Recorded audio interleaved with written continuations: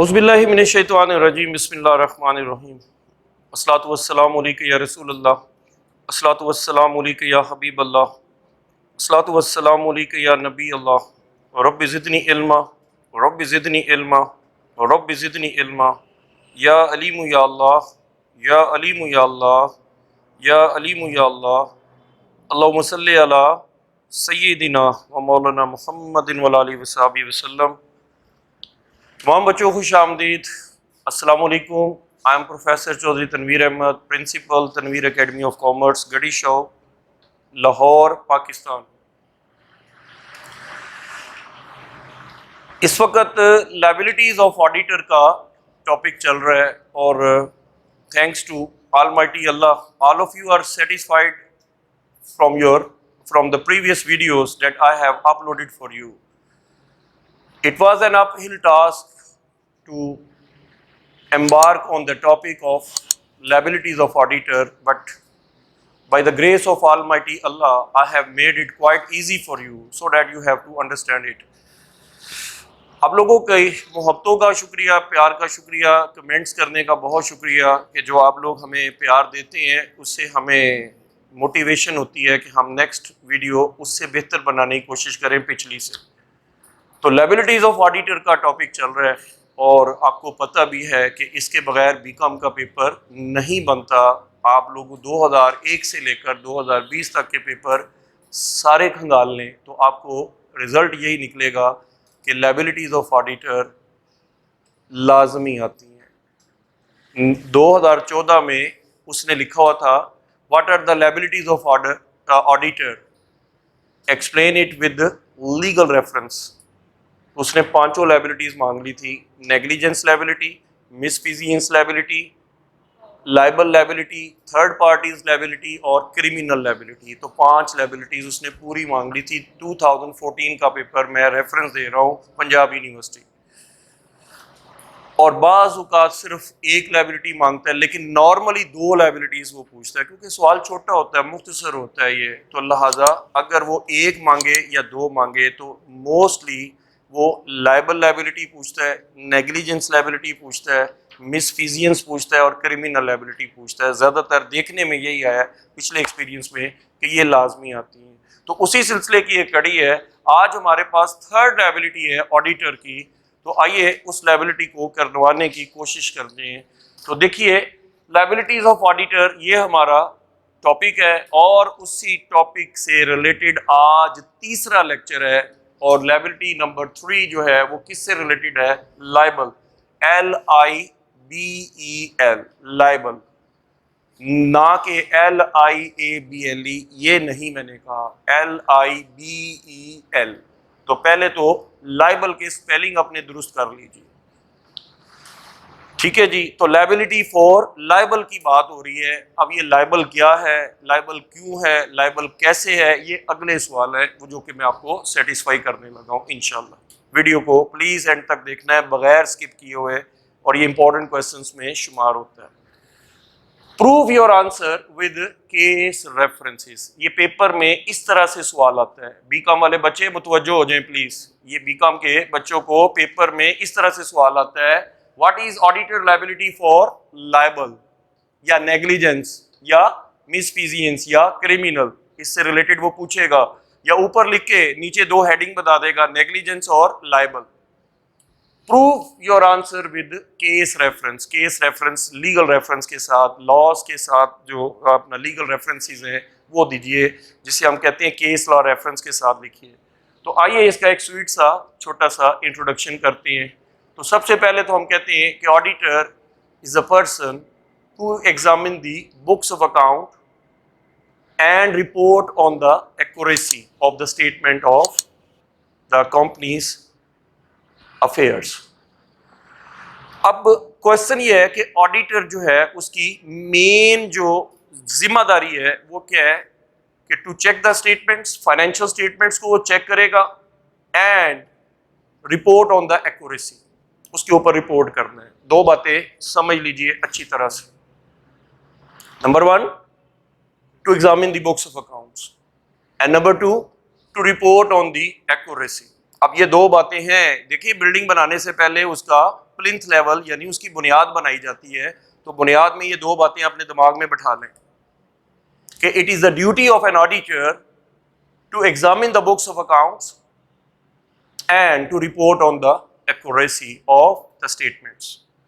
अब यहां से अगली बात शुरू होगी कि ऑडिटर की लायबिलिटी फॉर लायबल कहां है। तो ये दो बातें अगर समझ आ गई है तो तीसरी बात समझाना कोई मुश्किल नहीं है। तो देखिए, it is basically the duty of an auditor to report on the actual financial position of the business.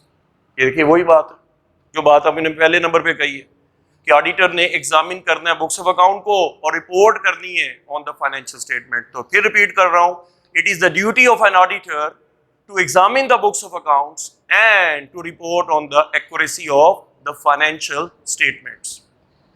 Clear होगी बात। दूसरी बात शुरू कर रहा हूं, पॉइंट्स नोट करते जाइए साथ साथ। But in the process of reporting, auditor should not have a blaming or defamating attitude। अब देखिए ब्लेम करना क्या होता है, ये एक्चुअली सारी लायबल जो है that's a blame game। Blame होता है जी किसी पे इल्जाम लगा देना कि भाई your accounts have been badly kept and rendered to us not in time और इरेगुलरली। अब देखिए उसने ब्लेम लगा दिया, और स्पेशली अगर एक बंदे के साथ उसको एट्रीब्यूट कर दिया जाए, उसके साथ मंसूब कर दिया जाए, तो वो उसको डिफेम करने वाली बात होगी। जैसे मैं आपको कह देता हूं कि आप ये भी हैं और आप वो भी हैं। मैंने ये नहीं कहा कि आप क्या हैं, मैं वैसे एक मिसाल दे रहा हूं कि सर ये क्या हूं मैं, और ये मैं आपने किस बेस पर मुझे ये कह दिया है जो कि अच्छी बात नहीं आपने कही, आप तो मेरे पे इल्जाम लगा रहे हैं। तो ये जो ब्लेमिंग एटीट्यूड होगा ऑडिटर का और डिफेमेटिंग एटीट्यूड होगा ऑडिटर का रिलेटिंग टू एनी ऑफिशियल और ऑफिसर ऑफ द कंपनी, जो कंपनी के ऑफिसर्स हैं उनसे related, who are directly relating with the accounts, specially जिन्होंने अकाउंटिंग वर्क में आप लोगों को बुक्स ऑफ अकाउंट प्रोवाइड किए हैं, तो उनके वर्क को क्रिटिसाइज करना, it is a job of auditor to criticise on the work of the persons and to point out the discrepancies or to point out the errors or to point out any point which needs clarification। Auditor का ये काम है कि उसने जनाब अपने share holders को अपना ऑफिसर्स से क्या करना है, अकाउंट्स की जो है ना वो स्टेटमेंट्स लेनी है, अकाउंट्स को एग्जामिन करना है, और उससे रिलेटेड कोई स्पेशली अगर उसके ज़हन में कोई क्वेश्चन आ रहा है तो उसका सेटिस्फैक्ट्री उसको आंसर चाहिए, एविडेंस चाहिए, उसको मटेरियल एविडेंस चाहिए, स्पेशली वाउचर्स हैं, रिसीट्स हैं वगैरह वगैरह। लेकिन अगर उसको इसके ऊपर टाइमली वो चीज़ें नहीं मिलती हैं तो in that case he has a right of reporting on such affairs to the owners, that is the shareholders, who are the appointing authority of the auditor। auditor appoint कौन करता है? shareholders। कहाँ? annual general meeting में। auditor की duty क्या है? report on the financial statements। अब उस फाइनेंशियल स्टेटमेंट में कोई फर्क है तो ऑडिटर अपना काम शुरू कर देगा, रिपोर्ट करेगा किसको? Share holders. उम्मीद है यहां तक कहानी आपके दिमाग में समझ आ गई होगी। अब आते हैं आगे। तो बेटा blaming attitude, defamating attitude of auditor, that is the liability of libel is there. What is libel? Libel क्या होता है कि that your attitude while you are in the course of audit you have a blaming attitude, so that is liable action। आप उसके खिलाफ liable action के लिए बात कर रहे हैं कि जनाब ये बंदा, यानी उसको डिफेम कर रहे हैं, उसकी शोहरत को, अच्छी शोहरत को बुरी शोहरत में कन्वर्ट कर रहे हैं, दैट इज लाइबल। तो conflicts with the accounting staff during the course of audit should not be the direct or a remote cause of insulting staff members। देखिए उसको इंसल्ट करने का कोई राइट नहीं है, उसको क्रिटिसाइज करने का राइट कानून देता है। जैसे मैं आपको पढ़ा सकता हूं तो मैं पढ़ाते हुए मैं आपको काम देता हूं, और अगर आपका काम गलत हुआ है तो मैं उसको कहूंगा भाई इसको दुरुस्त कर ले, और आप उसको दुरुस्त करने की कोशिश करते हैं। लेकिन मैं आपको पढ़ाते हुए मैंने आपको काम दिया और वो काम हो गया गलत, तो मैं जनाब आपको क्लास में दूसरों के सामने नशर करना शुरू कर दूं कि ये देखिए कितना गलत बंदा है, कितना ये है, कितना वो है, तो वो बंदा कहेगा सर आज आपने अच्छा नहीं किया, अगर ये काम मुझे कह देते मैंने सही कर तो लेना था, मैंने आपको सेटिस्फाई कर देना था, लेकिन आपने मुझे सारी क्लास के सामने नशर करके रख दिया है, तो जिससे मेरी जो शोहरत है वो बड़ी मुतासर हुई है। जो लोग मेरे बारे में एक अच्छा इमेज रखते थे सर, उनका इमेज बैड हो गया मेरे बारे में, तो सर अब बताइए मैं क्या करूं। तो वो बंदा यकीनी तौर पर एहतजाज करता है। तो ऐसे ही ऑडिटर अपनी जगह पे एक ऑडिटर लगा लें और आप ऑडिटर बन के किसी के काम को क्या करेंगे, एग्जामिन करेंगे, और एग्जामिन करने के बाद उसके काम के ऊपर क्या करेंगे, रिपोर्ट करेंगे, और रिपोर्ट के अंदर आप डायरेक्टली किसी बंदे के ऊपर ब्लेम कर रहे हैं और डिफेम करने की उसको कोशिश कर रहे हैं, तो दैट ब्लेमिंग एटीट्यूड और दैट डिफेमेटिंग एटीट्यूड और that result in the remote cause of insulting the staff member, किसी भी स्टाफ मेंबर की जो है ना इंसल्ट हो गई है by way of reporting poisonous words. अब ये देखिए कितना अजीब लफ्ज लिखा है, पॉइजनस वर्ड्स। देखिए अच्छे अल्फाज लिखना ये तो बहुत अच्छी बात है कि यार किसी की रेपुटेशन अच्छी होती है, उसकी एसीआर खराब नहीं होती है, उसकी कॉन्फिडेंशियल रिपोर्ट खराब नहीं होती है। ये देखिए उसने कौन से वर्ड यूज किए हैं, पॉइजनस वर्ड्स, यानी जहर आलूद, कि ऐसा किसी के बारे में कहा जाए कि अगर उसके सामने कहा जाए तो उसको गुस्सा आ जाए। Poisonous words under Millais.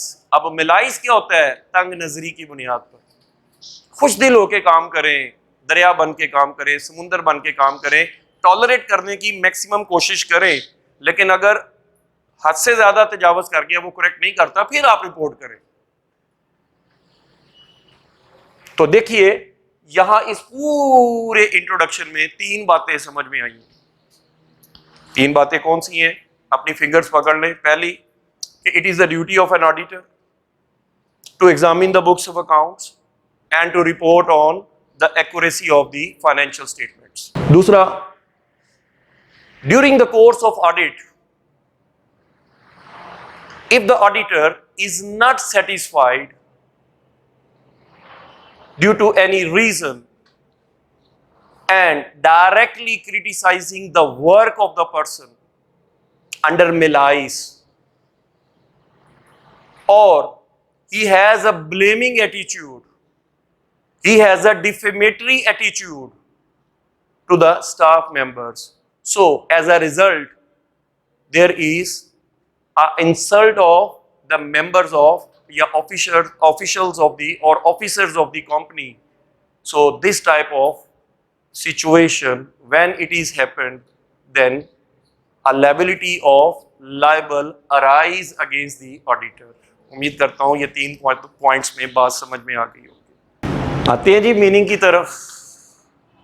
देखिए बेटा क्वेश्चन डिफिकल्ट होता है आपके लिए, लेकिन जब आप तनवीर एकेडमी को ज्वाइन करते हैं तो अल्हम्दुलिल्लाह आसान हो जाता है। ये मैं नहीं कह रहा हूँ, अपने दिल पे हाथ रखे बताइए ये बातें अभी समझ नहीं आई हैं। अगर नहीं समझ आई है फौरन अभी क्विट कर जाए, और अगर आ रही है तो प्लीज वीडियो को एंड तक देखिएगा। मीनिंग देखिए जी, libel means publish false statement. जनाब किसी बंदे के खिलाफ आप झूठी खबर कोई बना दें, मसलन आप वो चीज नहीं है लेकिन आपके बारे में कोई खबर चला दी जाए तो आप उसको माइंड करेंगे। डैमेजिंग द पर्सन्स रेपुटेशन, जिससे बंदे की जो रेपुटेशन है, रेपुटेशन क्या होती है, अच्छी शोहरत, वो डिफेम हो जाए, वो बुरी शोहरत में कन्वर्ट हो जाए बाय पब्लिकेशन ऑफ इट। वो ऐसी चीज पब्लिश करवा रहा है कि जिससे कोई बंदा उसकी रेपुटेशन जो है वो डैमेज हो रही है। या यूं कह लें अ डिफेमेटरी स्टेटमेंट, अ डिफेमेटरी स्टेटमेंट और रिप्रेजेंटेशन इज कॉल्ड लाइबल, कि किसी बंदे को डिफेम करने की कोशिश करना ड्यू टू दी मिलाइस। अब ये MALICE ये जरा इंपॉर्टेंट चीज है। मिलाइस होता है कि कोई बंदा तंग नजरी से काम कर रहा है, माइट भी उसका कोई, देखिए क्लैश होना बहुत अच्छी बात है, क्योंकि इससे यकीनी तौर पर कोई अच्छी बात हो सकती है कि जी आपकी लॉज को सामने रखते हुए क्लैश हो गया कि ये प्रिंसिपल ये कहते हैं और आप ये कर रहे हैं, तो इस पे क्लैश हो गया। इसे कहते हैं प्रिंसिपल क्लैश, इसे कहते हैं प्रिंसिपल क्लैश, और प्रिंसिपल क्लैश होना बहुत अच्छी बात है। लेकिन अगर प्रिंसिपल क्लैश में पर्सनैलिटी क्लैश आ जाए तो फिर वो बंदा मिलाइस की नजर हो जाता है, वो तंग नजरी की बात करेगा, फिर वो तंग नजर होके देखेगा। तो इसलिए ऑडिटर का जो एटीट्यूड होना चाहिए वो प्रिंसिपल क्लैश पे होना चाहिए, यानी असूलों के ऊपर वो बात करेगा, लेकिन वो पर्सनैलिटी क्लैश नहीं कर सकता। If the auditor is having a personality clash, so he will have a defamatory attitude, he will have a malice, and due to the malice he will write a such report which are harming or damaging the reputation of the officer of the company। उम्मीद है बात आपको समझ आ गई। इसके meaning ही समझाना सिर्फ काम है, और मीनिंग समझ आ जाए सवाल आगे क्लियर हो जाता है। तो अभी तक बेटा मैंने देखिए टका के जनाब आप लोगों को ये बातें सारी समझा दी हैं। अब चलते हैं आगे, मजीद एक्सप्लेनेशन करते हैं। अगर अभी भी बात नहीं समझ आई तो अब इसके बाद क्वेश्चन लेस हो जाएंगे, आप सवाल करने के काबिल ही नहीं रहेंगे इंशाल्लाह। ये कमजोर से कमजोर बच्चे की सोच को सामने रख के मैंने लिखा है। बेशक आप अपनी YouTube पे जितनी भी वीडियोज हैं खंगाल लीजिए, चेक कर लीजिए। अगर इससे अच्छा मटेरियल आपको दस्तयाब है तो सर मेरे नॉलेज में लाइएगा ज़रूर, क्योंकि आज 27 मई 2021 है और कोविड-19 की थर्ड फेज चल रही है, लॉकडाउन की पोजीशन है, और हम आप लोगों की सर्विस में मौजूद हैं। फ्री ऑफ कॉस्ट सदका जारिया की नज़र से ये वीडियोस आपके लिए अपलोड की जाती हैं, और जिसकी एक ही कॉस्ट है, कमेंट्स और दूसरों तक पहुंचाना। ये आपका फ़र्ज़ है, क्योंकि नेक बात, नेकी की बात ये सदका जारिया होती है। अगर हम नेकी कर रहे हैं दूसरों तक कन्वे करें, और अगर हम नहीं कर रहे हैं तो प्लीज़ हमें ज़रूर इन्फॉर्म करें। उम्मीद है कि आप लोगों को मुस्बत रवैये से सोचेंगे तो आपको ये मेरी बात समझ में आ जाएगी। एक्सप्लेनेशन देखिए, in the light of the above discussion, इस पूरी डिस्कशन को सामने रख के हम लोग एक्सप्लेनेशन दे रहे हैं, इसकी मजीद वजाहत कर रहे हैं, एल्यूसिडेशन, क्लैरिफिकेशन कर रहे हैं, मजीद एक्सप्लेन कर रहे हैं। वो क्या कि समटाइम्स इट हैपन्स, ऐसा होता है क्या, that an auditor during the audit and in the audit report he has to criticise the action of the officers of a company. उसको क्या करना पड़ता है, he has to criticize, उसको तनकीद करनी पड़ती है, किसके ऊपर, the officers of the company। और ऑफिसर पे तनकीद नहीं हो रही है, ऑफिसर के काम के ऊपर तनकीद हो रही है। while giving the criticism या while having the criticism, अगर वो क्रिटिसाइजिंग रिमार्क्स दे रहा है, वो क्रिटिसाइज कर रहा है, अगर उसने तनकीद भी करनी है तो किसी तरीके से करेगा, डायरेक्ट नहीं हो सकती। मसलन accounts are not as per our requirements, या accounts are not having a satisfactory. अब आप किसी को पॉइंट आउट नहीं कर सकते कि मिस्टर फला फला has badly kept the accounts and he is personally liable for that. अब आपने डायरेक्ट, वैसे भी रिपोर्ट का कुलिया क्या है, रिपोर्ट जब भी होती है न्यूट्रल लेवल पे लिखी जाती है, डिफेमेटरी एटीट्यूड से रिपोर्ट नहीं होती, क्रिटिसाइजिंग पॉइंट ऑफ व्यू से हो सकती है, तनकीद के पॉइंट ऑफ व्यू से हो सकती है, लेकिन किसी को उसमें डायरेक्टली पॉइंट आउट नहीं करना, अगला खुद सोचने पे मजबूर हो जाए कि इसके पीछे कौन से लोग हैं, वो खुद रिपोर्ट जो है ना बनाएगा फिर नेक्स्ट टाइम उसके ऊपर।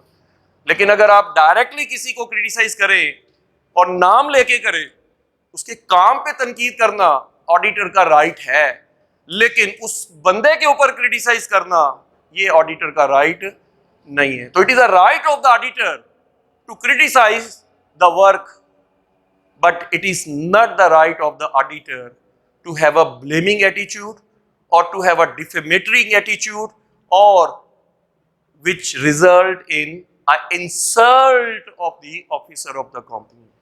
कि उसे इंसल्ट करने का राइट नहीं है, क्रिटिसाइज करने का राइट जरूर है। So while giving criticizing remarks in his report, an auditor should be careful so that the such remarks may not result in an action against the auditor। देखें, auditor खुद भी फंस सकता है इससे कि अगर वो किसी को डायरेक्टली ब्लेम करेगा तो खुद भी फंस जाएगा। क्यों? उसके ऊपर लाइबल एक्शन लिया जाएगा। लाइबल एक्शन क्या है? डिफेमेटिंग एटीट्यूड है उसका। वो किसी को क्रिटिसाइज करे, जरूर करे, लेकिन उसके काम पे करे, उसके ऊपर तनकीद ना करे। जैसे कहा जाता है कि जी हमें जुर्म से नफरत है, जुर्म करने वाले से नफरत नहीं है। ये कानून की किताब में भी पढ़ाया जाता है। On the ground of liable और डिफेमेशन, ये स्पेशली जनाब इसमें आप लोग उसके खिलाफ जो है एक एक्शन ले सकते हैं। किस ग्राउंड्स के ऊपर? लाइबल एक्शन ले सकते हैं या डिफेमेशन जो भी है उसकी डिफेम करने का जो पॉइंट है उसके ऊपर आप एक्शन ले सकते हैं ऑडिटर का। तो इसलिए ऑडिटर को न्यूट्रल लेवल पे रिपोर्ट करनी चाहिए, ना कि पर्सनल लेवल पे। उम्मीद करता हूं जी यहां तक आपको बात समझ में आ गई होगी। अब इसके ऊपर कोई लीगल प्रोविजंस भी हैं, वो भी देख लेते हैं कि कानून इसके बारे में हमें क्या सिखाता है।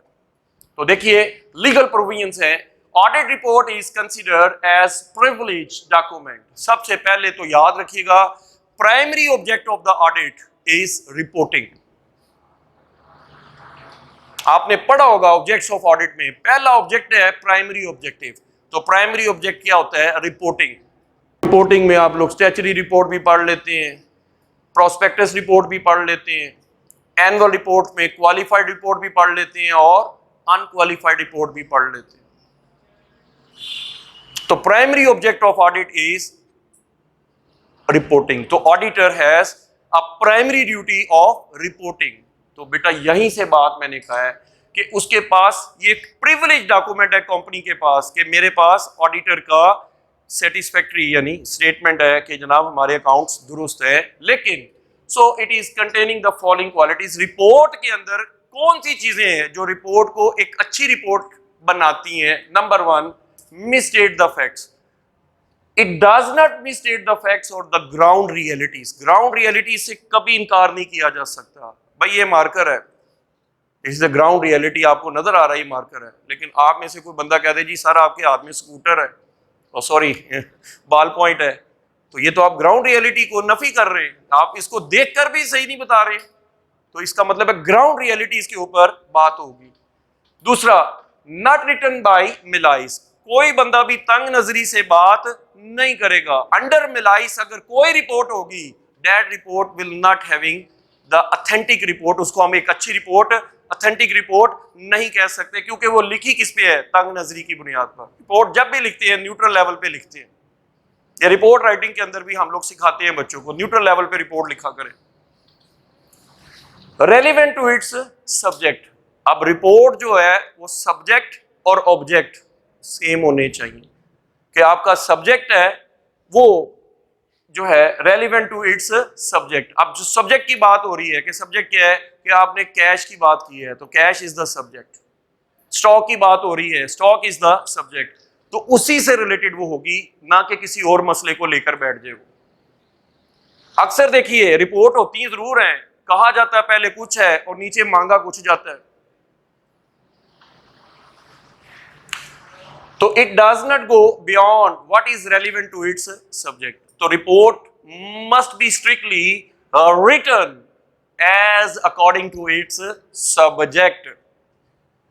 Bonafide, the statement made is bona fide, that is having, यानी बोनाफाइड है कि वो खुद बजाते खुद वो नहीं है, यानी इसमें कि बोनाफाइड होगा मतलब वो शख्स है जिसके लिए बनाई जा रही है वो बोनाफाइड है, लेकिन जो बोनाफाइड पर्सन है वो खुद से अपने से कोई बेनिफिट इसका नहीं ले रहा। So in the absence of above mentioned requirements the auditor will be privilege. अगर इन बेसिस के ऊपर रिपोर्ट नहीं की गई तो ऑडिटर रिपोर्ट को एक प्रिविलेज रिपोर्ट कहा जाएगा, जैसा कि मैंने ऊपर लिखा है, प्रिविलेज डॉक्यूमेंट है। ये देखिए अगर ये बातें हैं तो ये प्रिविलेज नहीं होगी। और अगर इन बातों के बगैर रिपोर्ट की गई है तो that report will be a privilege report. उम्मीद है लीगल प्रोविजन से भी बात समझ में आ गई होगी। अब जनाब मजीद इसको क्लियर कर देते हैं कि केस लॉ रेफरेंस दे सर 10 नंबर का हिस्सा यहां तक है। अब 10 नंबर के बाद अगला हिस्सा आ जाता है केस लॉस है, बड़ा मशहूर केस है lawless versus Anglo Egyptian cotton and oil company 1943 1943 का केस है। Lawless versus Anglo Egyptian cotton oil mills company, जनाब ये cotton and oil mills company है। तो जनाब इसका केस है। अब इस केस के अंदर मैं आपको 4 बातें बताऊंगा। एक, फैक्ट्स ऑफ द केस कि इसमें हुआ क्या था। दूसरे नंबर पे मैं आपको बताऊंगा कि who is the plaintiff. Plaintiff कौन है? जो मुकदमा दायर करता है, इस्तगासा करता है, कंपनी का जो भी बंदा है वो, या कंपनी खुद या कंपनी का कोई बंदा। और डिफेंडेंट कंपनी खुद या ऑडिटर। और चौथी और आखिरी बात, वर्डिक्ट और डिसीजन ऑफ द कोर्ट। ये 4 बातें अगर आप इसमें लिख देंगे तो आपका केस लॉ 100% आपकी फेवर में जाएगा। वो नंबर देने पे मजबूर होगा आपको।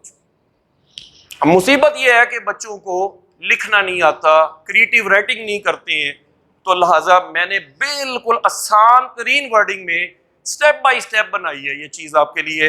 बड़े बच्चे कहते हैं सर केस लॉ भूल जाते हैं, मैं क्या नहीं भूलेंगे इंशाल्लाह अगर आप स्टेप बाय स्टेप मेरे से सीखेंगे तो बीइंग दी प्रोफेशनल मेरी ड्यूटी है कि मैं आपको स्टेप बाय स्टेप समझा दूं।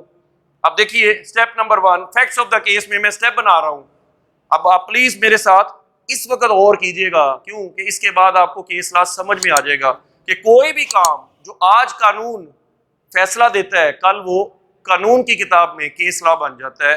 यानी रेफरेंस के तौर पर वकील जो है वो जिरा को जो भी हुई है उसको डिफेंड करने में कामयाबी से वो डिफेंड कर सकते हैं केस लॉज की वजह से। जज अक्सर कहता है यार इसका कोई केस लॉ लेकर आओ, चलो मैं डिसीजन दे देता हूं।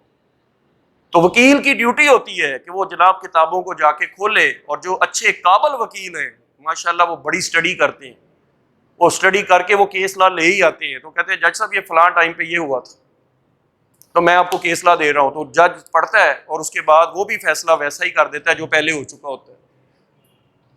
तो इसको कहते हैं प्ली। इसको क्या कहते हैं? प्ली। जैसे आप कहते हैं कि सर आपने शलवार सूट पहना हुआ है, आपको देखकर मैं भी पहन के आ गया हूं, आपने प्ली ली है मेरी। मैं कल टी शर्ट पहन के आ गया तो मैं क्या ये क्या है? उन्हें क्या जनाब ये सर फला फला स्टूडेंट से बड़े मुतासर हैं, हाँ जी, तो सर उनको देखकर सर आज टी शर्ट के अंदर आ गए जनाब, तो मैंने क्या ली है? प्ली ली है। तो बेटा प्ली होता है कि किसी की बुनियाद को बनाकर कोई बात, मसलन एक बंदा गुजर रहा था तो दूसरा वहां से गुजरने लगा तो उसने रोक लिया, कहता क्यों जा रहे हैं आप? कहता वो भी तो गया है तो मुझे भी तो जाने दो। तो उसने क्या ली है? प्ली ली है। उम्मीद है प्ली का मतलब भी समझ आ गया। बड़े सवाल करते हैं बच्चे, वो बड़ी मेहरबानी यार आप कमेंट्स नहीं करते हैं, यकीन जानिए हमें बड़ी खुशी होती है कि हम एक एक लफ्ज खरीद कर पढ़ा देते हैं बच्चों को कि यार ये मतलब क्या है, इसका मतलब क्या है, इसका मतलब क्या है, हर चीज का आपको बताएंगे। तो उम्मीद है प्ली का मतलब भी समझ आ गया, और ये जो डिफेंडेंट है या प्लेंटिफ है ये दोनों मसले क्लियर हो गए हैं। नहीं पता तो पिछली वीडियो जरूर देख लीजिएगा। तो देखिए Lawless versus Anglo Egyptian cotton and oil company के अंदर 1943 में क्या हुआ था? Facts of the case, company had its head office in Manchester. Manchester जी इंग्लैंड का एक शहर है, मैनचेस्टर में उसका हेड ऑफिस था। And a branch in Egypt. Egypt मिस्र को कहते हैं जी, मुल्क मिस्र का नाम है इजिप्ट। तो पहली बात क्या समझ आई फिर? Companies having the head office in Manchester that is England but have a branch in Egypt. कब की बात है? 1943 के अंदर। तो पहली बात समझ आ गई। दूसरी बात, the head office received the statement of accounts from the branch. जनाब आपने हेड ऑफिस के पास क्या आया? स्टेटमेंट आई। कहां से? ब्रांच से। किसकी? अकाउंट्स की। तो अकाउंट स्टेटमेंट आ गई कहां से? ब्रांच से, इजिप्ट से आ गई, मिस्र से ब्रांच की एक स्टेटमेंट आई है अकाउंट्स की। वेयर इन मीन जिसके अंदर there was a deficiency of stock of 1306 pound sterling के जिसमें स्टॉक की डेफिशिएंसी शो की गई थी। अब बताइए स्टॉक कम होने से ग्रॉस प्रॉफिट कम हुआ, ग्रॉस प्रॉफिट कम होने से नेट प्रॉफिट कम हुआ और नेट प्रॉफिट कम होने से कंपनी के शेयर होल्डर्स को डिविडेंड कम हो गया। रिमोट काज आपको उम्मीद है समझ आ गई होगी। अब शेयर होल्डर्स तो यकीनी तौर पर कहेंगे कि 1306 पाउंड स्टर्लिंग का हमें प्रॉफिट क्यों नहीं दिया गया। बात को समझ लीजिए कि सिर्फ एक कड़ी छेड़ी है क्या, कि जो कंपनी थी क्या नाम था उसका, Anglo Egyptian cotton and oil mill company, ये कहां थी? That was in Manchester, that is England, but having a branch in Egypt. ये पहली बात हो गई। दूसरी बात, the statement receive by the head office from Egypt, यानी उसकी ब्रांच से एक स्टेटमेंट आई और where there was a deficiency of stock of 1306 pound sterling, ये 1306 पाउंड स्टर्लिंग की डेफिशिएंसी थी। उम्मीद है कि जी तीन बातें समझ आ गई। अब आगे चलते हैं। The manager of the branch explained, अब उसे क्लैरिफिकेशन मांगी गई कि भाई मैनेजर साहब ये क्या है, ये ऐसा क्यों है, 1306 का फर्क क्यों आ रहा है? The manager of the branch explained the auditor that as a matter of fact, कहता असल में हकीकत में दर हकीकत it was not the deficiency of stock but the depreciation of the stock. कहता ये स्टॉक की डेफिशिएंसी नहीं है, ये स्टॉक हमारा डेप्रिसिएट हो गया है, उसकी वैल्यू कम हो गई है जनाब। 1306 पाउंड स्टर्लिंग की वैल्यू स्टॉक की डिक्रीज कर गई है। उसने ऐसे जान छुड़ा ली मैनेजर ने ये कह के। अब उसके बाद फॉर विच, यानी ही का मतलब कौन है? Branch manager is not responsible. होने का स्टॉक की वैल्यू अगर कम हो गई है तो इसमें मेरा कसूर तो नहीं है, तो स्टॉक की वैल्यू कम हो गई। आपको पता भी है कि कॉटन जो है वो जरा सा नम ले ले या जरा सा वो कोई खराबी वगैरह हो सकती है, वेदर कंडीशंस जो है वो फेवर में नहीं है तो काफी कॉटन जो है वो जाया हो जाती है जनाब। तो उसने कहा ये स्टॉक डेप्रिसिएशन की वजह से 1306 पाउंड स्टर्लिंग क्या हुए, कम हो गए। अब उसके बाद ऑडिटर ने बड़ी तगड़ी स्टेटमेंट उसके ऊपर दी और वो देखिए स्पेशली मैंने ब्लू कलर के साथ लिखी है, वो तगड़ी स्टेटमेंट सुनिए। The auditor was not satisfied with the explanation of the manager. Branch manager ने जो एक्सप्लेनेशन दी है किसको? ऑडिटर को। But the auditor was not satisfied with the statement of manager. उसने मैनेजर की स्टेटमेंट से चूंकि डिसएग्री किया और उसने फर्दर क्या लिखा अब जरा गौर से सुनिएगा। We certify, वो कहता जी हम तस्दीक कर रहे हैं, ये we mean ऑडिटर्स जो है, that the accounts as above are correct। कहता ठीक है अकाउंट्स दुरुस्त है, बट बात वही है कि सारी बात को एक तरफ करके कि सारे अकाउंट गलत नहीं है, सिर्फ एक गलती हुई है। वो क्या है? Share holders will observe that there is a charge of 1306 pound sterling for the deficiency of stock. उन्होंने कहा जी शेयर होल्डर साहिबान जितने भी हैं होशियार हो जाए, सुन लें कि उनका स्टॉक जो है वो 1306 पाउंड स्टर्लिंग से मुझे ब्रांच मैनेजर ने कम दिखाया है। और अब उसके बाद उसने जो मिलाइस दिखाई है जोर के for which the branch manager is responsible, उसने डायरेक्टली कह दिया कि इसके ऊपर ब्रांच का मैनेजर जो है वो जिम्मेदार है।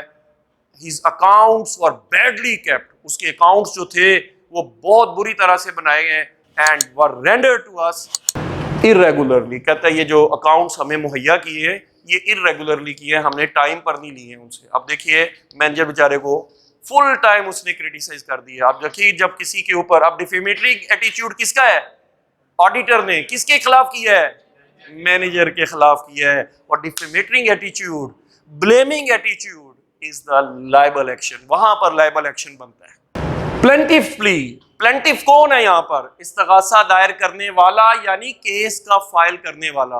मैनेजर को तो आग लग गई होगी उस वक्त को, यार मेरे खिलाफ इतना कुछ हो गया, वो सीधा कोर्ट ऑफ लॉ में चला गया जनाब। कौन? मैनेजर।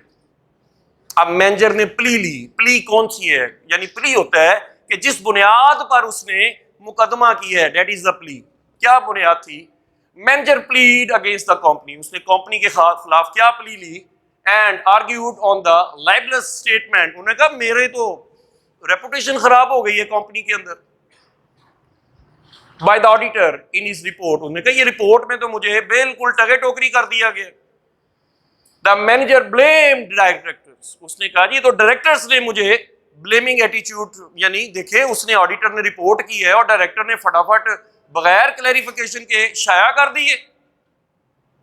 अब उसने डायरेक्टर को भी रगड़ दिया बीच में। पहले वो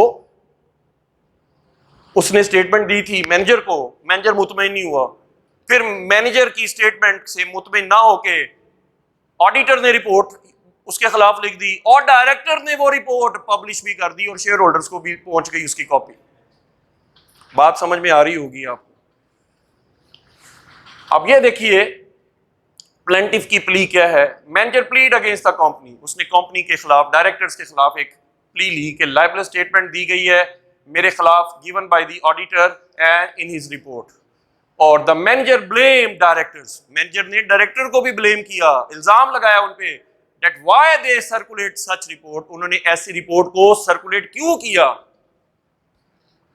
that is defamation to share holders, के मेरी शेयर होल्डर्स की नजर में कोई इज्जत अब नहीं रही है। डिफेमेटरिंग एटीट्यूड है किसका, डायरेक्टर्स का भी, और उससे पहले किसका, ऑडिटर का भी। लो जनाब ये प्लेंटिफ ने अपना मुद्दा बयान कर दिया कोर्ट ऑफ लॉ में। उम्मीद है बात समझ आ गई। अब आएंगे डिफेंडेंट। अब जज किसको बुलाएगा, डिफेंडेंट, चलो भी डिफेंड करो। अब डिफेंडेंट आ गए। डिफेंडेंट कौन है, यहां कंपनी के डायरेक्टर्स कंपनी के इमा पर कंपनी की केस को डिफेंड करेंगे, दिफा करेंगे। डिफेंडेंट ने प्ली क्या ली, डिफेंडेंट की प्ली बड़ी सादी सी है कि it is the duty of the auditor to report on the financial statements and it is the duty of the directors to publish such report. बताइए ठीक है ऑडिटर की ड्यूटी है कि वो रिपोर्ट करे, लेकिन ये कंपनी के डायरेक्टर्स की भी ड्यूटी है कि वो उस रिपोर्ट को शेयर होल्डर्स तक पहुंचाए, मालिकों को भी सामने लेकर आए कि फैक्ट्स क्या है। तो लिहाजा उन्होंने कहा जी हमने कुछ भी गलत नहीं किया, ऑडिटर ने अपना काम किया है, हमने अपना काम किया। अब ये देखिए यही बात लिखी हुई है, companies defended the case in a usual way by saying that it is the regular practice of auditor to report and is that what he observed, and it is the duty of the directors to publish the or distribute the report to the members। देखिए मैंने वही बात कही है जो लिखी है, it is the duty of the auditor to report on the financial statements and it is the duty of the directors to circulate and to publish this report to the members, that is the actual owner of the company shareholders। अब जनाब दफा की statement भी आ गई, plaintiff की plea भी आ गई, अब कोर्ट भी कुछ डिसीजन देगा। तो वर्डिक्ट ऑफ द कोर्ट आ गया, कोर्ट डिसीजन आ गया। In the it was found by jury, जजेस ने क्या देखा, जूरी ने ये क्या देखा, that there was no evidence of malice. उन्होंने कहा ठीक है ये तो ऑडिटर की ड्यूटी है रिपोर्ट करे और ये डायरेक्टर्स की ड्यूटी है पब्लिश करे, तो मिलाइस कहां पर है, कुछ भी नहीं हुआ। So auditor was relieved, directors were relieved, कोई एक्शन नहीं लिया गया। So the manager could not recover any damages, manager किसी किस्म के कोई damages क्लेम नहीं कर सका, ना ही कोर्ट ने उसको दिए। उम्मीद करता हूँ जी आपको ये केस लॉ बहुत अच्छी तरह से समझ आ गया होगा और वीडियो भी एंड तक देखने का आपका तहे दिल से मशकूर हूँ और ममनून हूँ कि जनाब आप अपनी मोहब्बत से, अपने प्यार से, अपने खलूस से हमें देखते हैं और यही चीज़ हमें जिला देती है कि जनाब आपके लिए नेक्स्ट टाइम इससे भी बेहतर मटेरियल प्रोवाइड करें। दिल से सारी बातें बताई हैं और सोचने का मौका अब आपका है कि आपने वीडियो को लाइक करना है या डिसलाइक करना है, ये आपका फ़ैसला है। अगर हमने कुछ भी जसारत अच्छी की है तो यकीन तौर पर आप इसको इंशाल्लाह लाइक भी करेंगे और अपने दोस्तों में शेयर भी करेंगे। और जिन्होंने अभी तक हमारा चैनल सब्सक्राइब नहीं किया, बराए मेहरबानी, quality education that is the slogan of Tanveer academy. हमारी कोशिश होती है कि हर वीडियो एक बेहतरीन वीडियो हो जो यूट्यूब पे आप लोगों को दस्तयाब हो।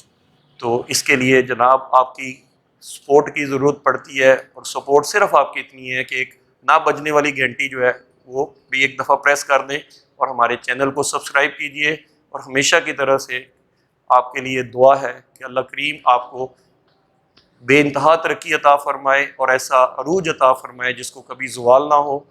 और ख़ास तौर पे हमें अल्लाह ताला अपने साज़ा और अपने माँ बाप की खिदमत करने की तौफ़ीक अता फ़रमाए और मुल्क पाकिस्तान को पूरी दुनिया में एक आला और बहुत बड़ा मुकाम अता फ़रमाए और हमारे पढ़े हुए बच्चे जो हैं पूरी दुनिया के लिए एक मिसाली बच्चे बन जाएं और हमारे इदारे को, हमारे चैनल को अल्लाह ताला तरक्की अता फ़रमाए। हमेशा की तरह से दुआ है आपके लिए कि अल्लाह करीम आपको हमेशा खुश रखे, अल्लाह करीम आपको कामयाबियाँ अता फ़रमाए।